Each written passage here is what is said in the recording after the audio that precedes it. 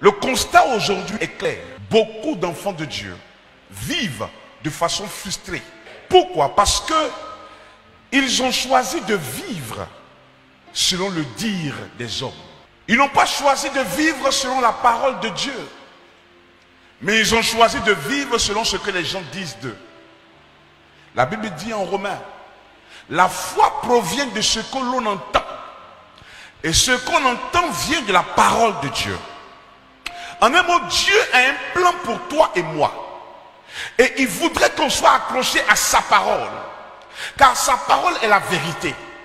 Si la parole de Dieu est la vérité, c'est qu'il y a d'autres paroles qui sont le mensonge. La parole de Dieu est la vérité.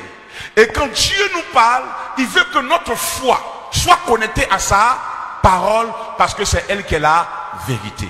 Mais le constat est clair aujourd'hui.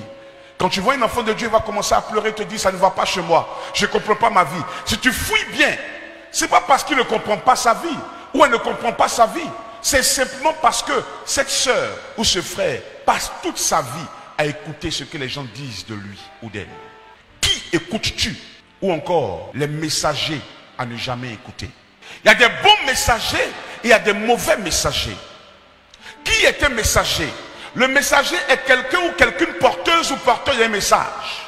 Mais attention, il peut y avoir des messagers avec de bons messages, il peut y avoir des messagers avec de mauvais messages. Exemple, en Luc chapitre 1, l'Éternel va charger son messager, l'ange Gabriel, pour aller annoncer à la Vierge Marie une très bonne nouvelle. Il dit, tu enfanteras un fils, et ce fils-là sera le Seigneur.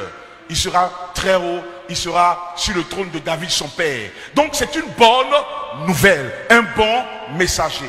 Mais par contre, Satan lui aussi a ses messagers, des personnes qui l'envoient vers toi afin d'assombrir ta vie. Donc aujourd'hui, pour réussir, aujourd'hui pour être heureux, il ne s'agit pas seulement de prier, mais il s'agit de savoir quel genre de messager tu écoutes. Quel est le genre de messager que tu écoutes dans ta vie? Quel est le genre de messager que tu écoutes au travail? Quel est le genre de messager que tu écoutes en journée? C'est le résultat de ces messages qui va déterminer qui tu seras.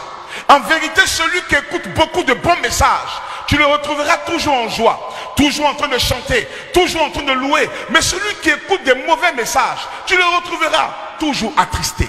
Pourquoi? Pas parce que Dieu n'a pas béni sa vie, mais parce qu'il est esclave du message qu'il a écouté. Quel message écoutes-tu?